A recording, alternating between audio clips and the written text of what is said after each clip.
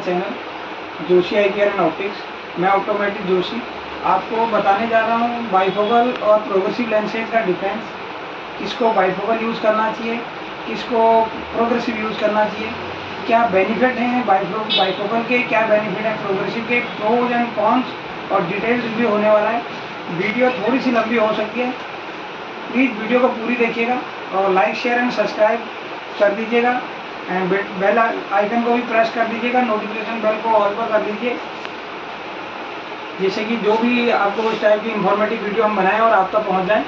तो friends let's start the video. Friends आप एक देख पा रहे होंगे, ये बाइफोकल लेंसेज है।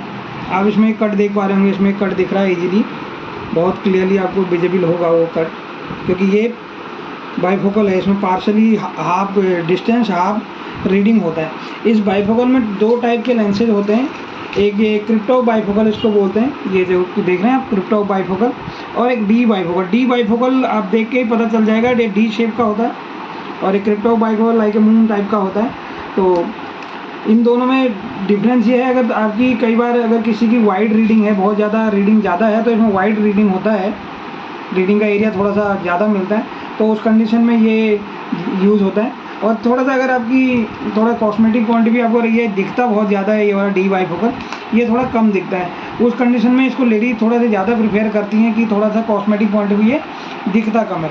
बट इसका एडवांटेज तो क्या होता है, आप इसमें दूर और पास दोनों देख सकते हैं एक ही चश्मे में। बट इसका एक डिसएडवांटेज कुछ होते हैं, जो प्रोज एंड कॉन के हम बात कर रहे थे। तो क्या होता है कि जैसे सपोज करो हम इसको लेके अगर हम नॉर्मली हम ये बाइफोकल है, बाइफोकल का आपको नाम से ही पता चल रहा होगा कि बायो टू फोकल्स हैं, one for far object, one for reading. तो इसमें इंटरमीडिएट वगैरह की कोई पावर नहीं होती है। और दूसरा सब क्या होता है, जैसे अगर कोई कस्टमर का, कोई क्लाइंट का या किसी का भी अगर आपका किसी का भी अगर इस टाइप का जॉब है कि आप दूर भी देखना और इंटरमीडिएट भी देखना, रीडिंग भी देखना, उस कंडीशन में ये आपको बहुत ज़्यादा परेशान करता है। क्योंकि इसमें क्या होता है, बीच में एक डिवाइडिंग लाइन होती है जो ऑलवेज आपको बॉदर करते रहती है। इनिशियली अगर आप इसको लगा के चल रहे हैं तो आपको बड़ा ही चलने में सरफेस बड़ा ही उबड़ खाबड़ जैसे वेव्स टाइप की नज़र आती हैं, तो प्लेन सरफेस भी आपको टेढ़ा मेढ़ा नज़र आता है। इसमें ये इसकी कॉमन प्रॉब्लम है, कुछ दिन रहता है, ये एडाप्टेशन अगर हो जाए उसके बाद ये ठीक हो जाता है। बट रीज़न ये है कि इसका एक जर्क होता है। जैसे सपोज़ करो आपका दूर का नंबर है और पास का नंबर भी है, अगर सपोज़ दूर में अगर आपका 2 नंबर है और पास में भी आपका 2 नंबर है, तो आपको क्या होता है, दूर का 2 और एडिशन +2 2 2 8 4। तो इसमें क्या होता है कि जब हम इससे पास से देखते हैं तो ऑल ऑफ सडन बहुत बड़ा जर्क आता है। तो इसमें एक जर्क भी होता है बहुत बड़ा, जो भी काफ़ी इनिशियल यूज़ पर प्रॉब्लम करता है।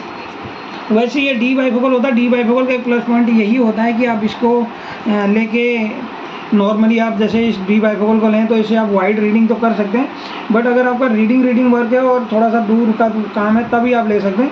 अगर सिस्टम वगैरह का यूज है तो आपके लिए ये नहीं होता। फिर इनके बाद में एक लेंस आता है कि प्रोग्रेसिव लेंसेज। ये प्रोग्रेसिव लेंसेज होते हैं, इसमें अलग अलग कॉरिडोर्स होते हैं, इसमें डिस्टेंस, कंप्यूटर एंड नियर। तो ये मैंने आपको पहले भी ये चीज़ें एक वीडियो में बताई हुई हैं।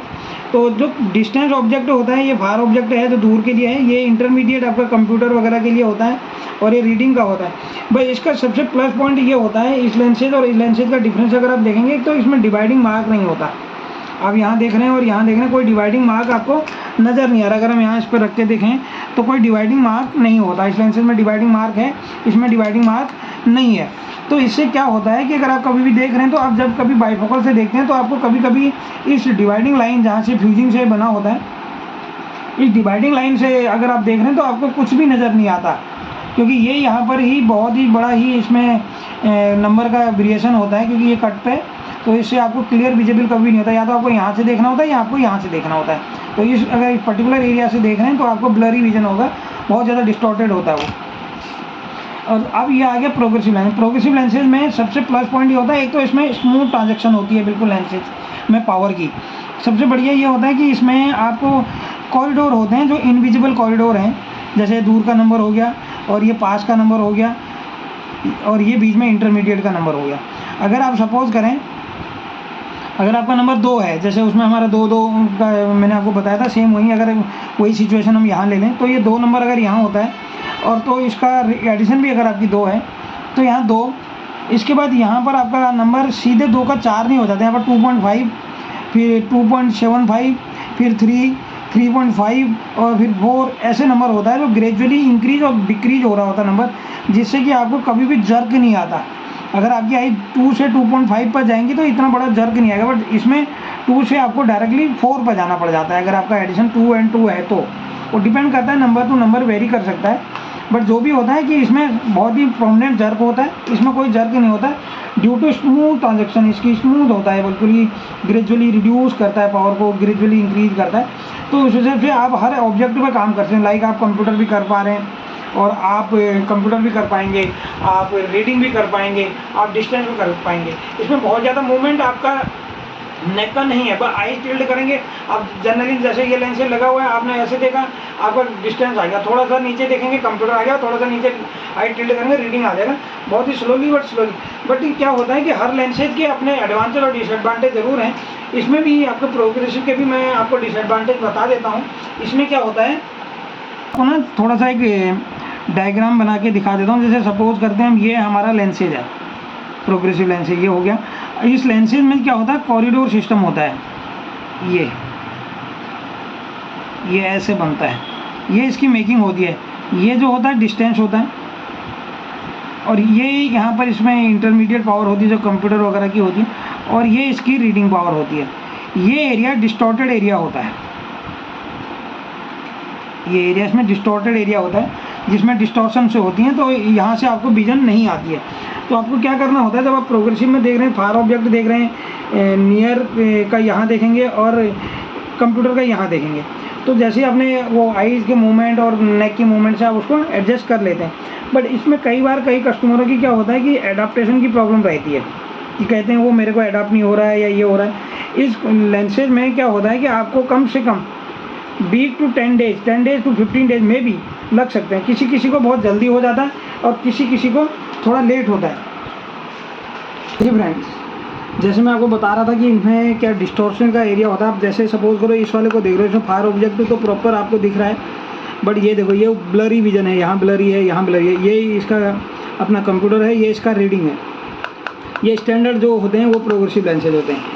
ये फिर जाके अपने डिजिटल वाले प्रोग्रेसिव लेंसेज आ जाता है। इसमें जैसे नॉर्मल और ये वाइड कॉरिडोर होता है, कि वाइडेस्ट कॉरिडोर होता है, ये वाइडेस्ट वाले ये हो जाते हैं, ये एचडी लेंसेज हो जाते हैं। ये ना अल्ट्रा एचडी और ये एचडी, इनमें क्या फ़र्क होता है कि इसमें जैसे ये अपना डिस्टॉर्टेड एरिया होता है, जैसे आप यहाँ देख रहे हैं ये डिस्टॉर्टेड एरिया थोड़ा सा ज़्यादा है।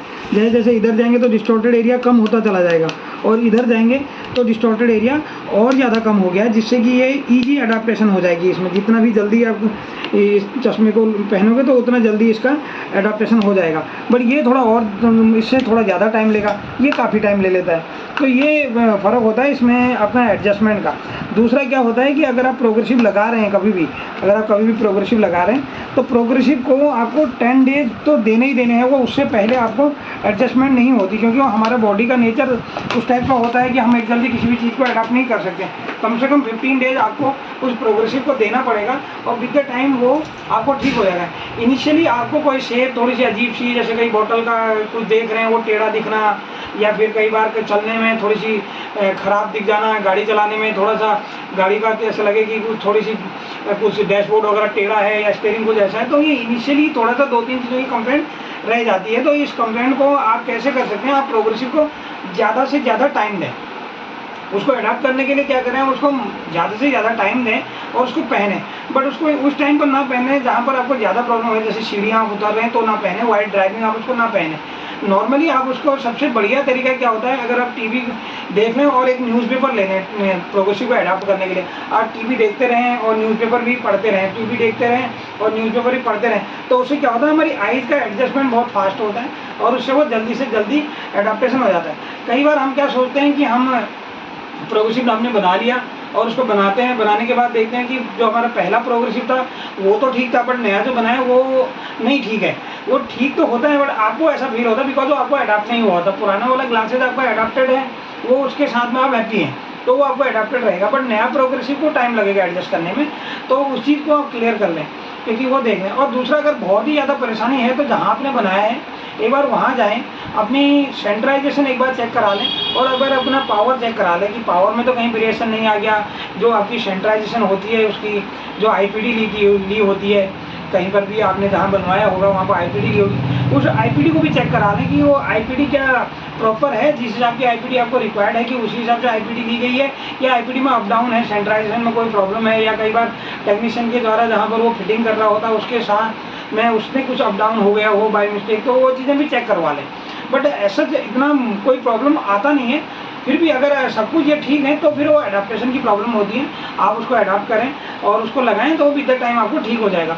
और अभी कभी ये ना सोचें कि आपका वो इसमें टेढ़ा दिख रहा है या कुछ भी हो रहा है तो उससे आपको कोई हार्म होगा, हार्म नहीं होता उससे कोई भी, आपको उसी को टाइम देना होता है, आप उसको टाइम दें। कई बार लोग ये कहते हैं वो बहुत जल्दी गिव अप कर जाते हैं और अपना पुराना स्पेक्टिकल ही डाल देते हैं और नया प्रोग्रेसिव को छोड़ देते हैं। तो उससे क्या होगा, आप पुराना स्पेक्ट डाल के आप कंफर्टेबल तो हो जाओगे, बट लॉन्ग टर्म तक वो प्रॉब्लम आपकी सॉल्व नहीं होने वाली है। इनिशियली तो अभी के लिए आपने सॉल्व कर दी, बट उससे क्या होगा, एक तो आपकी पावर फ्रिक्वेंट चेंज होती चली जाएगी और फिर आपकी पावर अगर और बढ़ गई, क्योंकि पुराने वाला चश्मा आपका ठीक नहीं है, उसे पावर नहीं बढ़ना डेफिनेटली, तो अगर आप उसको नए वाले को नहीं डालेंगे और पुराने वाले पे ही स्विच करेंगे और पार्ट टाइम तो आप जनरली शॉर्ट टाइम के लिए तो आपने उसको प्रॉब्लम को सॉल्व कर लेंगे, बट वो लॉन्ग टर्म में आपके लिए प्रॉब्लम हो जाएगी और या तो वो पावर बहुत बढ़ जाएगी, देन आपको जब बढ़ा हुआ पावर का प्रोग्रेसिव बनेगा तो वो आपको और डिफिकल्ट करेगा। तो प्लीज़ आप उसको 10-15 डेज दें और उसको कोई भी दिक्कत नहीं होती है, आप उसको यूज़ करें और उसके बाद वो आपको प्रॉपरली अडाप्ट हो जाएगा। नॉर्मली वो हमारा एक बॉडी का नेचर होता है कि वो इनिशियली अडाप्ट नहीं कर पाता किसी चीज़ को, नॉर्मल सॉरी कम से कम एडाप्टेशन टाइम में हमको 10-15 डेज लगते ही लगते हैं। तो प्लीज़ 10-15 डेज अवश्य दें। यही बताना था प्रोग्रेसिव के बारे में और आपके बाइफोकल के बारे में। अगर आपको वीडियो अच्छी लगी हो तो वीडियो को लाइक शेयर एंड सब्सक्राइब जरूर कर देना। किसी भी टाइप का कोई कमेंट या कोई भी दिक्कत हो, आपको कोई परेशानी हो रही है तो हमें कमेंट बॉक्स में लिख दें, उसका हम कोशिश करेंगे आपका जो भी प्रॉब्लम को सॉर्ट आउट करने की। Thank you for watching this video. Have a nice day. Bye bye.